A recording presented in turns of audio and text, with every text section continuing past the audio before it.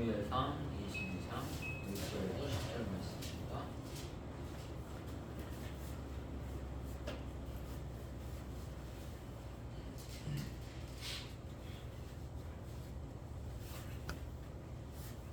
한 절씩 하겠습니다. 제가 먼저 하겠습니다.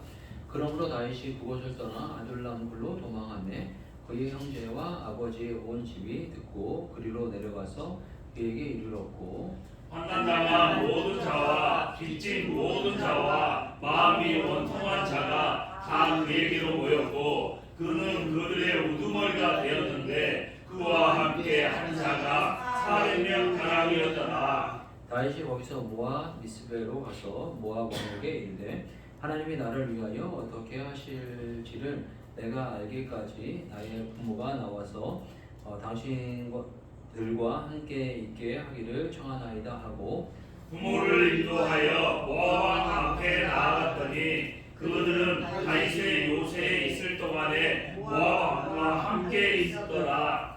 선지자 갓이 다윗에게 이르되 너는 이 요새에 있지 말고 떠나 유다 땅으로 들어가라. 다윗이 떠나 헤레 숲굴에 이르니라. 사울이 다윗과 그와 함께 있는 사람들이 나타났다 함을 들으니 그때 사울이 기부와 높은 곳에서 손에 단창을 들고 에셀나무 아래에 앉았고 모든 신하들은 그의 곁에 섰더니 사울의 곁에 선 신하들에게 이르되 너희 베냐민 사람들아 들으라. 이새의 아들이 너희에게 각기 밥과 포도원을 주며 너희를 천부장을 삼겠느냐. 너희가 다 공모하여 나를 대적하며 내 아들이 이새의 아들과 맹약하였을 때 내게 고발하는 자가 하나도 없고 나를 위하여 슬퍼하거나 내 아들이 내 신하를 선동하여 오늘이라도 매복하였다가 나를 치러하는 것을 내게 알리는 자가 하나도 없도다 하니. 그때 에돔 사람 도입이 사울의 신하 중에 섰더니 대답하여 이르되 이새의 아들이 노베에 와서 아히둠의 아들 아히멜렉에게 이른 것을 내가 보았는데 아히멜렉이 그를 위하여 여호와께 묻고 그에게 음식도 주고 블레셋 사람 골리앗을 칼도 주더이다. 아멘. 네.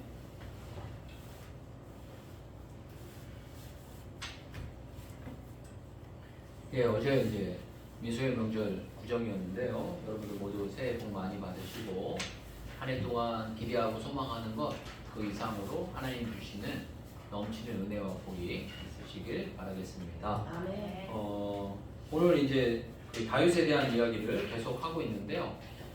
다윗의 삶에 대해서 이제 후반부 사무엘상 이제 후반부를 다 이야기하려고 합니다.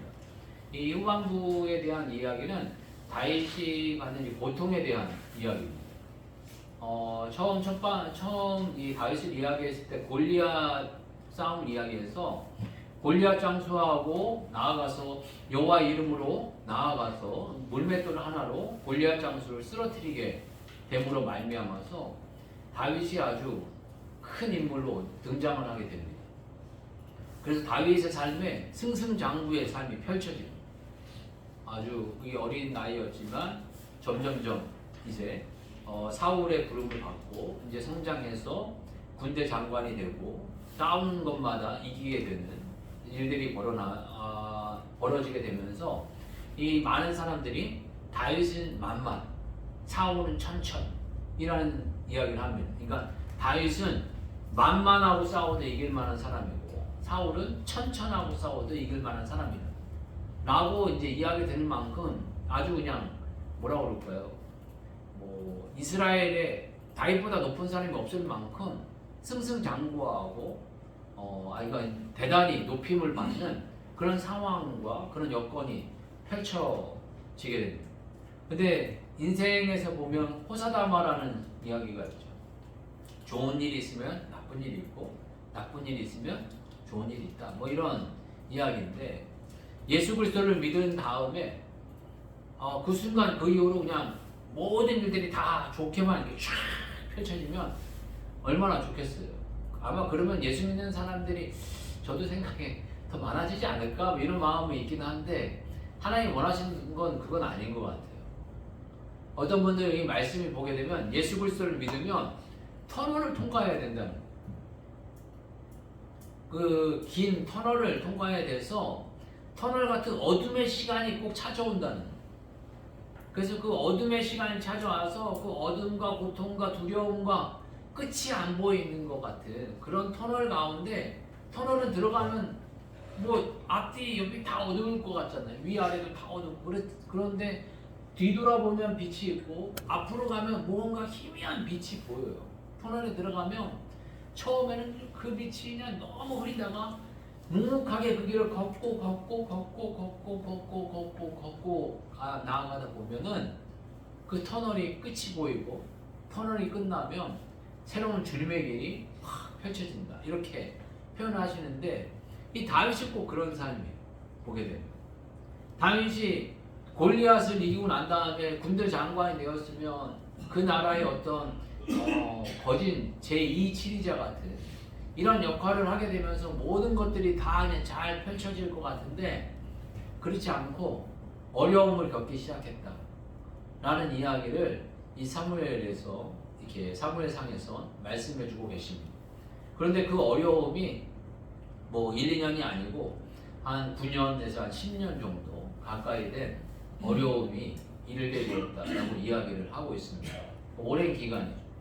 그리고 어려움이 그냥 어려움이 아니고 죽음에 이르르는 어려움, 죽음의 고비와 고비를 계속적으로 넘기는 그런 어려움이 펼쳐지게 되었습니다.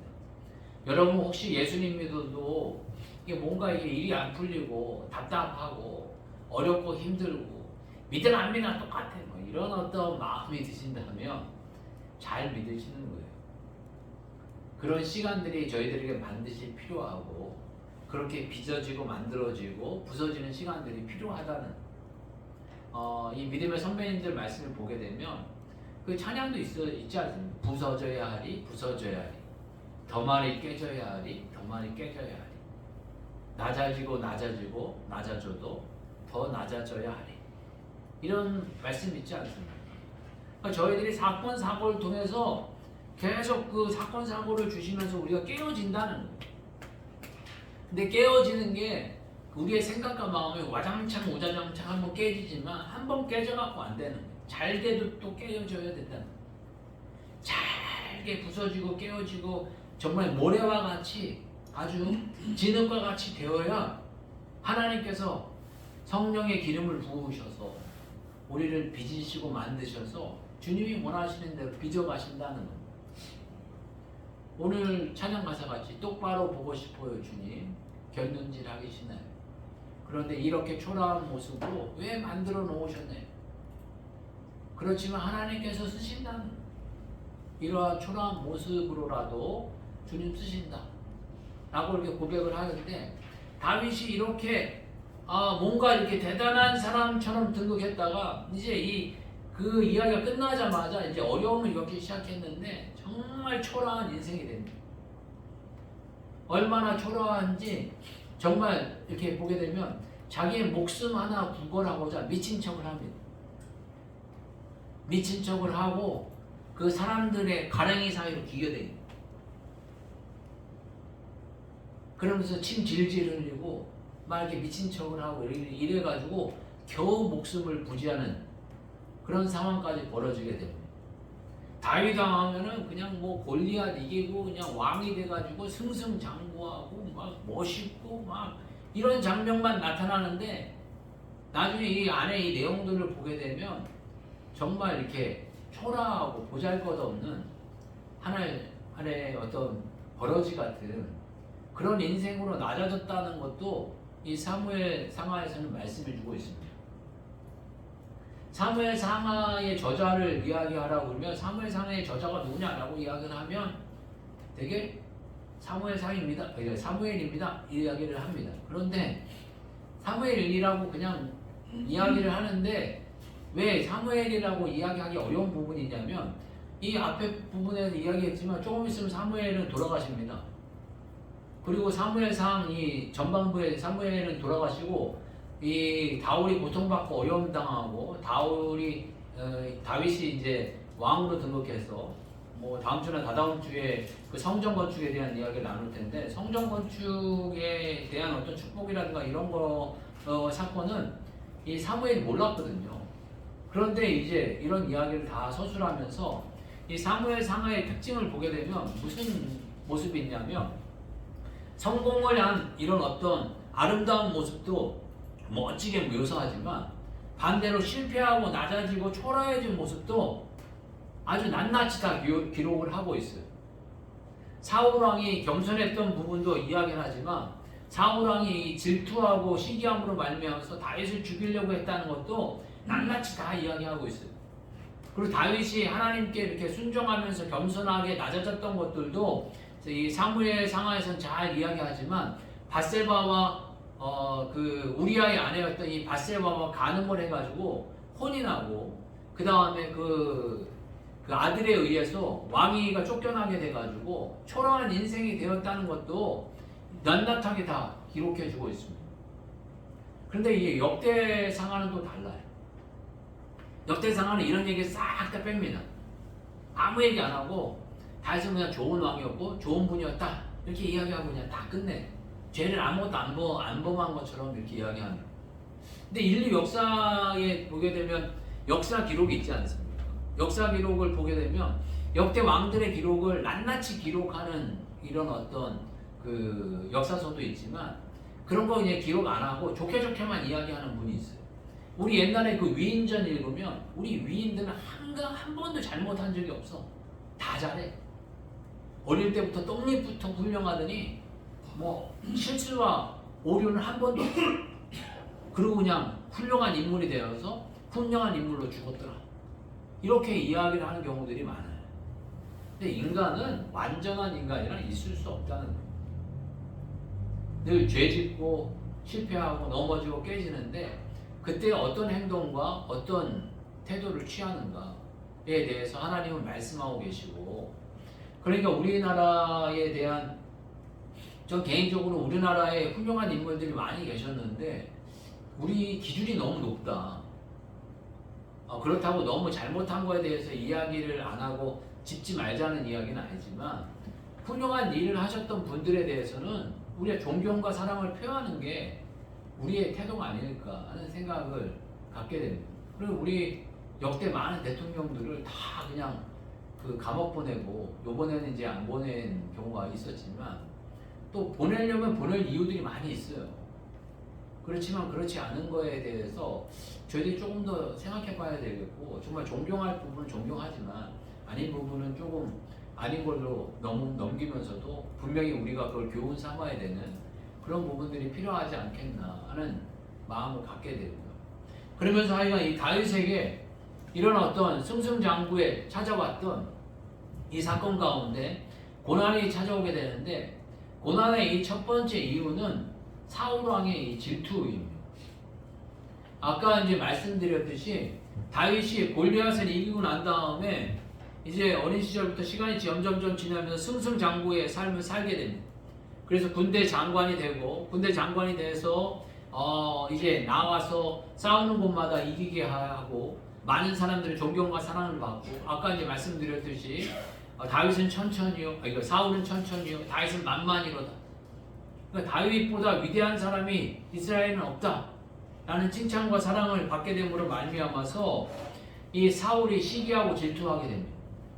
그래서 사울은 왜 이렇게 시기하고 질투하는 인생이었고 다윗은 왜 이렇게 사람이 주변에 이렇게 많았을까? 이런 생각을 해보게 되는데 그 이유가 뭐 특별하게 찾을 수는 없지만 제 개인적으로 보게 되면 사울 왕은 이 형제에 대한 이야기가 없어요. 형제가 많지 않았고 독자였던 것 같아요. 독자인데다가 워낙 잘생겼어.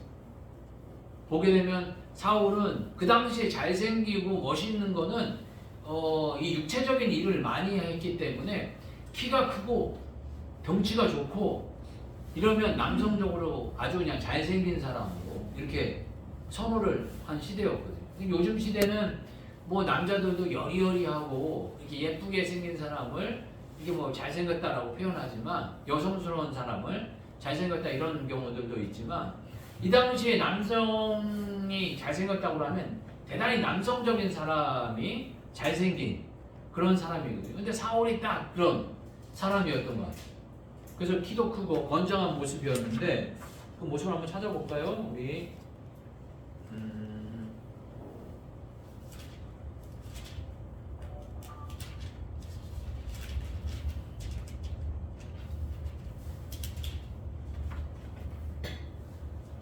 사무엘상 9장 2절 말씀.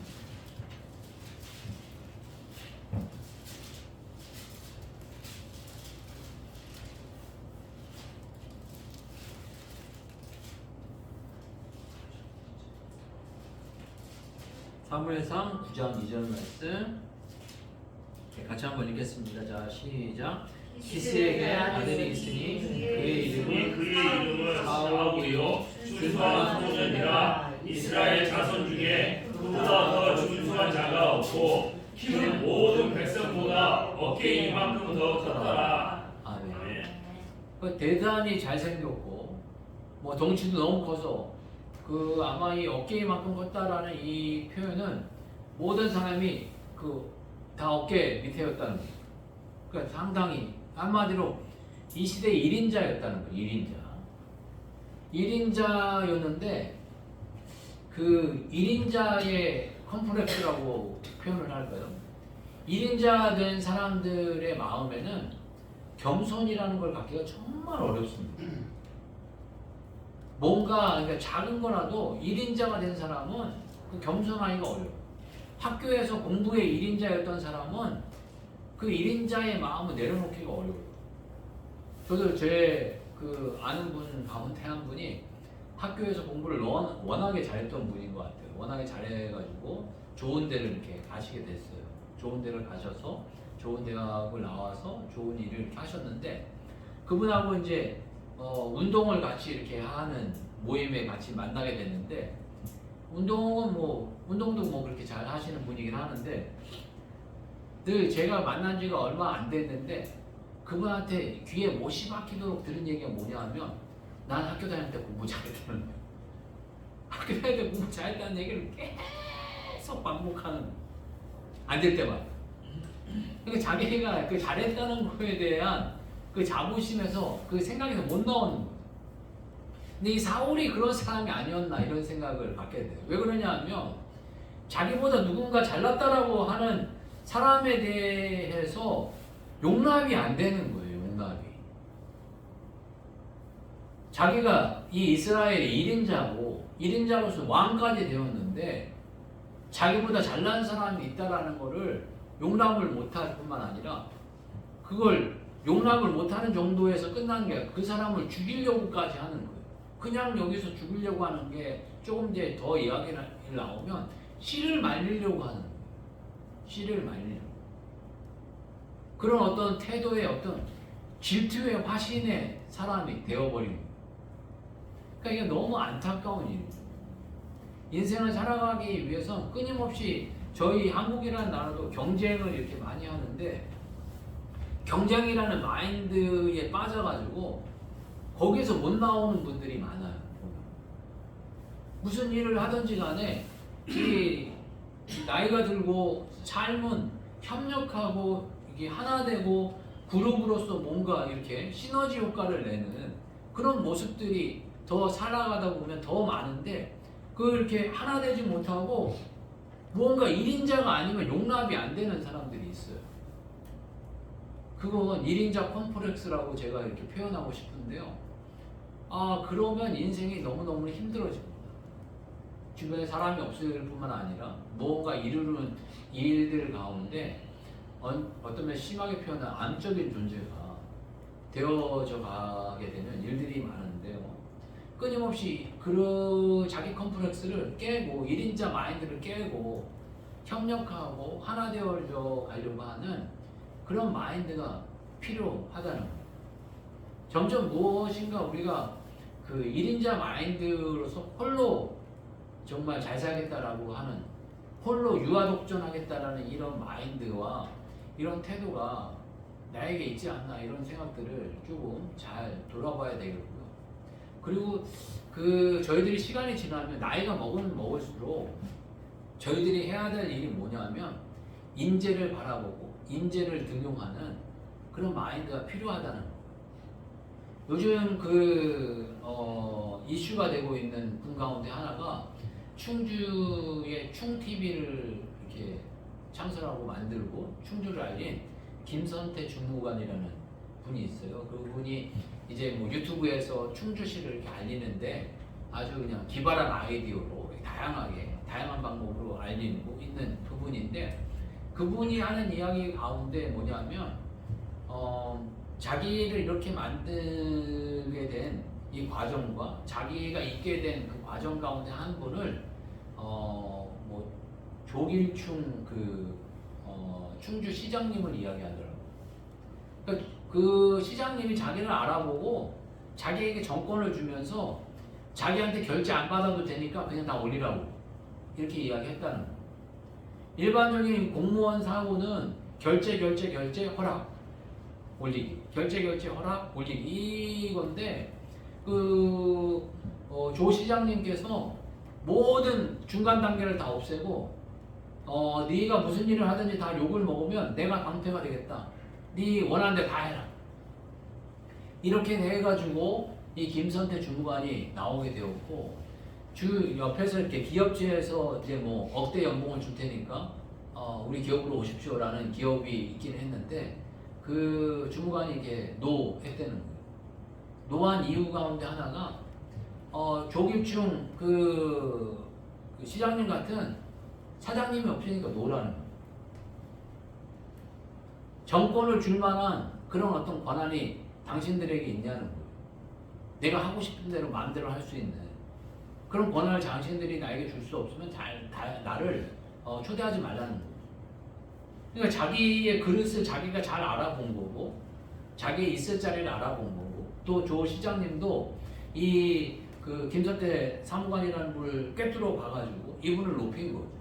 그러다 보니까 이 아름다운 관계로 이런 어떤 작품이 나오게 되었다라는 모습을 보게 되면서 사울과 다윗의 이 관계를 보면서 저에게 그런 마음이 드는 거예요. 사울이 만약에 다윗을 알아보고 다윗의 그 빛난 보석 같은 그 마음과 그 그릇과 그 능력을 알아보고 이 다윗을 잘 이렇게 세웠으면 그 나라가 어떻게 됐을까? 그리고 사울은 어떻게 됐을까? 이런 생각을 해보게 되는 거예요. 저희들의 마음과 이렇게 인생과 삶에 이런 마음이 있었으면 좋겠다. 내가 이런 어떤 미련한 눈을 갖지 않았으면 좋겠다라는 기도 제목 가운데 하나가 이런 기도 제목이에요. 인재를 잘 알아보고 그 사람을 잘 세워가고 그 사람을 잘 등용할 수 있는 그런 마음과 생각과 그런 자세가 된 사람이 되기를 바라는 마음이 있고요. 그러니까 이런 어떤 질투로 인하여서 고난이 있게 되고 어려움이 있게 됐는데, 이런 고난과 어려움이 그냥 고난과 어려움이 아니라 죽음의 위험으로 다가오게 되었습니다. 죽음의 위험으로 다가오게 되었는데, 이 죽음의 위험의 장소와 어떤 상황에 따라서 이 사무엘상에서는 한 3가지로 나온다 이야기합니다. 여러 가지로 나오지만은 제가 이제 정리한 게 한 3가지 테마로 나오게 됩니다. 첫 번째 테마는 왕국에서 죽을 뻔한 상황입니다. 이 사울에 소속되어 있는 이 왕궁에서 그 사울이 점점점 이 다윗을 미워하기 시작하니까 그 다윗을 죽이려고 창을 몇 번을 던집니다. 근데 그거 이제 피해가지고 겨우 이제 살아남고, 그런데 그게 이제 한 번 그런 게 아니라 여러 번 반복됩니다.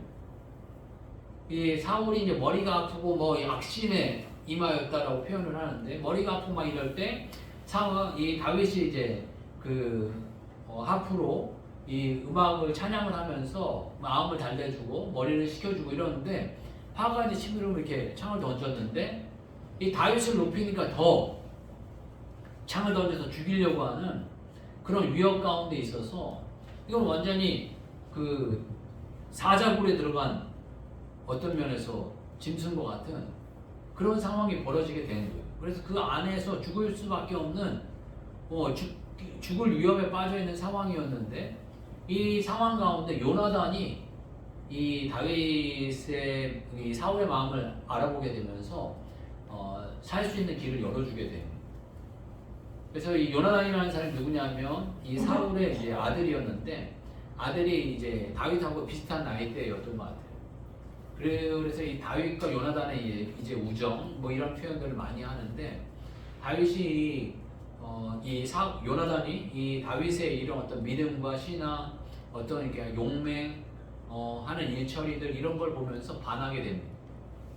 그러면서 요나단이 그 다윗을 대단히 좋아하고 그를 뒤에서 밀어주고 이런 가운데 이런 위험에서 빠져나올 수 있고 도망갈 수 있는 상황으로 이렇게 열어주게 되는 상황 가운데 요나단의 이 도움을 얻게 됩니다. 그러면서 광야에 쫓겨나오게 되는데 광야에 쫓겨나오게 된 이 상황 가운데 이제는 더 큰 위험이 찾아오게 되는데 그건 뭐냐 하면 이제 이 사울이 이 다윗을 죽이려고 하는 게 다윗만 죽이려고 했던 게 아니었던 것 같아요. 그러니까 그 집안 전체를 다 죽여버리려고 했던 그런 모습이 있었던 것 같습니다. 그러니까 여기 1절에 보게 되면 그러면 다윗이 그곳을 떠나 아둘람 굴로 도망하매 그의 형제와 아버지의 온 집이 듣고 그리로 내려가서 그에게 이르렀고 그러니까 이 다윗의 마음이 얼마나 미안했겠어요. 뭐 자기는 잘못한 게 없긴 하지만 어떤 부분에서 자기 하나 때문에 온 집안 형제와 이 아버지와 이 어머니 이 모든 집안 식구들이 다 피난길에 오른 거잖아요. 그러니까 모압 왕에게 이 가족을 다 맡깁니다. 그런데 그 선지자가 나타나가지고 갓 선지자가 나타나서 너는 여기 있지 마라. 너는 광야로 들어가라. 라고 이야기를 하니까 만약에 모압에 있었으면 아마 이 가족들이 다 죽거나 아마 이 모압 그 나라 왕과 이 사울 왕이 서로 협력해서 야 다윗 집안만 내놓으면 전쟁 안 해. 나 너희들하고 싸울 마음 없어. 다윗만 내놔. 이렇게 이야기했으면 아니 모압 왕 입장에서 어쩔 수 없이 다윗을 다 내놔야 되지 않겠습니까? 그걸 하나님이 알아보신 건지 아니면 하나님께서 이렇게 훈련시키시기 위함인지 이 다윗과 이 주변 사람들을 내보내 가지고 다윗 집안 식구들은 편안히 모압 왕 밑에 있게 하고 다윗을 밖으로 나오게 되는 상황이 벌어지게 됩니다. 그런데 아니나 다를까 다윗을 도왔던 이 아히멜렉과 높 지방의 이 제사장들은 이 먹을 것을 주고 그 다음에 다윗을 도왔다라고 이렇게 10절 말씀에 이제 나오게 됩니다. 보면 아히멜렉이 그를 위하여 여호와께 묻고 그에게 음식도 주고 블레셋 사람은 골리앗의 칼도 주더이다. 이 이야기를 하면서 사울이 화가 나가지고 높 지방의 이 제사장들과 아히멜렉 집안의 모든 사람들을 다 데려다가 다 죽이는 사건이 벌어지게 됩니다. 그러니까 아마 그 다윗을 도와준 사람들 그 집안과 그 주변 사람들을 다 멸하는데 다윗이 있었으면 아마 다윗뿐만 아니라 다윗 집안 식구들을 다 죽였을 거예요. 그러면서 이 광야에서 이 어려움을 겪고 이 고난을 당함에도 불구하고 이 어려운 가운데 하나님이 도우셔서 이 다윗이 죽지 않았다라는 이야기를 해주고 계십니다. 사무엘상 23장 14절 보게 되면 요건 제가 그냥 읽어드릴게요. 다윗이 광야에 요새에 있었고 또 십광야 산골에 머물렀으므로 사울이 매일 찾되 하나님이 그를 그의 손에 넘기지 아니하시니라. 아멘. 그러니까 이 죽음의 위협이 광야 가운데 이 사막 가운데 매일 있었다는 거예요. 매일. 그런데 하나님께서 이 다윗을 넘기지 않고 살려주셨다라고 말씀하고 계십니다. 그러니까 왕궁에서의 죽음의 위협, 광야에서의 죽음의 위협, 여러 가지로 죽음의 위협이 덮치게 되는 상황이 벌어지게 되었다는 거예요. 그리고 마지막으로 또 죽을 뻔한 일이 한 가지가 있는데 그건 뭐냐면 아말렉 전쟁을 통한 죽음의 위협이었어요. 그게 뭐냐 하면은 이제 이렇게 하도 사울이 매일 자기를 쫓아다니고 자기를 죽이기 전에는 멈추지 않겠다. 이 사울왕이 멈추지 아는 사람이구나 라는 걸 깨닫고 이 다윗이 자기와 자기를 따르는 이 사람들을 데리고 어디로 가냐면 블레셋이라는 나라로 아예 망령을 떠나버립니다. 그래서 블레셋이 이 다윗을 받아줘가지고 블레셋에서 머물고 사는데 블레셋과 이스라엘이 전쟁하는 나라였거든요. 근데 전쟁을 하면서 이스라엘과 블레셋 전쟁이 일어나게 돼요. 그래서 블레셋에 본인이 살고 있기 때문에 어쩔 수 없이 본인도 자기의 사람들과 함께 이스라엘 사람들하고 싸울 수밖에 없는 상황이 벌어지게 되는 거예요. 그래서 블레셋 사람들하고 같이 해서 이스라엘과 싸우려고 했는데 블레셋 장수들이 다윗을 거부합니다. 다윗 이 사람은 이스라엘 사람입니다. 전쟁이 일어나고 혹시라도 이스라엘이 이기려고 할 때 다윗이 배신해가지고 우리를 다 못 빼면 우리는 어떡합니까? 우리가 나중에 불리한 상황이 벌어지니까 다윗은 아예 애초부터 버리십시오. 이렇게 해가지고 전쟁에 같이 전쟁하러 나갔는데 전쟁을 못하고 그 전쟁 청소에서 쫓겨나서 다시 집으로 돌아오게 됩니다. 돌아오게 되는 그 상황 가운데 그 자기가 처소를 삼고 있던 그 마을에 아말렉이라는 족속이 와가지고 자기 아내와 재산을 완전히 싹 다 걷어가게 됩니다. 싹 다 걷어가게 되는데 재산을 잃고 슬퍼해서 울고불고 다 이렇게 통곡하고 이런 상황이 벌어지게 됐는데 여론이 어떻게 일어나게 됐냐면 다윗이 책임져라. 너 때문에 우리 가족 다 없어졌다. 라고 하는 이런 어떤 분위기가 만들어지면서 다윗이 죽을 뻔합니다. 그런데 다윗이 여호와 하나님께 기도함으로 말미암아서 이 전쟁 이 상황을 어떻게 해야 됩니까? 라고 기도를 하니까 하나님께서 아말렉을 쫓아가라 라는 마음을 주셔가지고 이 병사들 가운데 다윗과 함께 마음을 같이 한 그 병사들이 같이 아말렉을 쫓아갑니다. 그래서 아말렉을 쫓아가서 결국에는 아말렉과 싸워서 그 전쟁에 나갔다 온 전쟁을 하진 않았지만 그 지친 몸을 이끌고 아말렉을 쫓아가가지고 그 사람들이 약탈해간 모든 아내와 그 재산을 다 회복하고 또 아말렉이 가지고 있었던 전리품까지 다 회복하는 승리의 전쟁을 이끌고 다시 본거지로 돌아오게 됩니다. 그러므로 말미암아서 또 이제 그 안에 내분이 일어나게 되는데요. 그 원래 이제 다윗을 쫓아갔던 사람들은 아무 문제가 없는데 다윗에게 반대를 하고 갈려면 가고 말려면 말아 우리는 그냥 여기 갔다 와고 너무 힘들고 지치니까 여기 쉬겠다라고 쉬겠다고 한 사람이 있었거든요. 그러니까 쉬겠다고 한 사람을 어떻게 대우할 거냐? 이 전리품을 나눠줄 거냐 안 나눠줄 거냐? 그러니까 원래 그 가족하고 재산은 주되 이 전리품을 나눠주지 말자라고 이야기했는데 그럼에도 불구하고 나눠주는 게 좋다. 그래서 일정 양의 전리품을 나눠준다라는 것으로 어떤 기준을 세우는 기준점이 되어져 가고 이런 어려움을 통해서 점점점 다윗은 성장해 가고 그 공동체와 그 다윗과 함께했던 그룹도 성장해 가는 과정을 겪게 되는 과정기로서의 어떤 내용과 말씀을 이제는 이 사무엘상에서는 우리들에게 말씀해주고 계시고 사울 왕은 그게 시기와 질투하다가 나중에는 전쟁에서 목숨을 잃어버리고 죽게 되는 사건이 일어나게 되었다라는 말씀을 해주고 계십니다.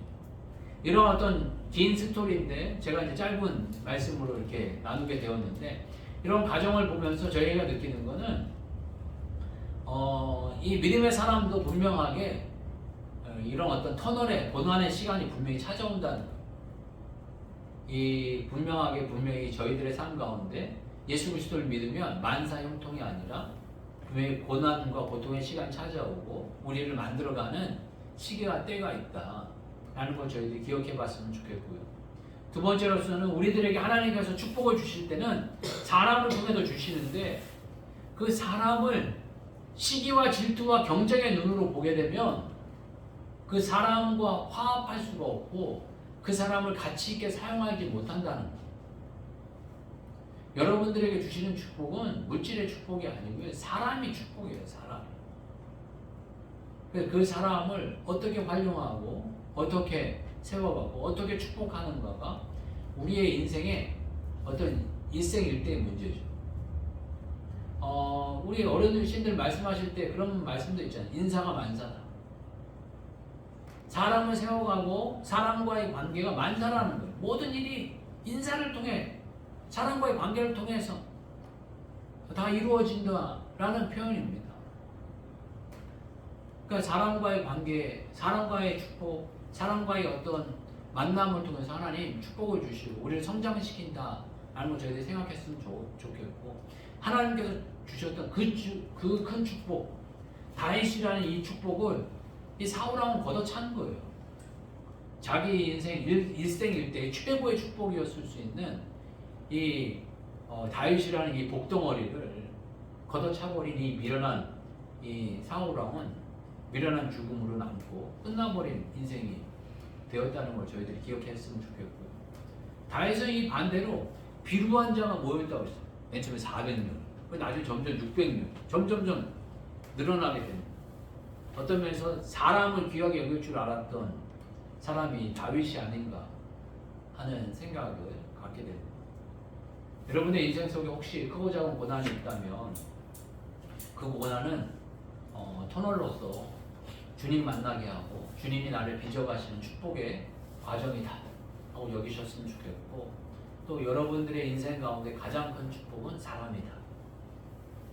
사람을 통해서 분명히 하나님 복을 주신다. 미련하게 눈이 가려서 사울과 같지 않고 다윗과 같기를 여러분 축복드리고, 마지막으로는 이 다윗은 이 고난의 과정을 통해서 성장해 갔다는 거 기억해 주시면서 좋은 사람과의 관계를 통해 성장해가 다윗을 기억하면서 여러분 삶 가운데 위로받으시고 또 결단하시고 새롭게 되시는 여러분 되시길 바라겠습니다. 같이 한번 기도하겠습니다. 기도할 때 다윗도 성장통을 겪었듯이 여러분들의 인생 가운데 성장통을 겪으신다면 잘 통과하셔서 주님께 쓰임받는 인생 되게 해달라고 같이 한번 기도하겠습니다. 주여, 한번 같이 기도하겠습니다. 주여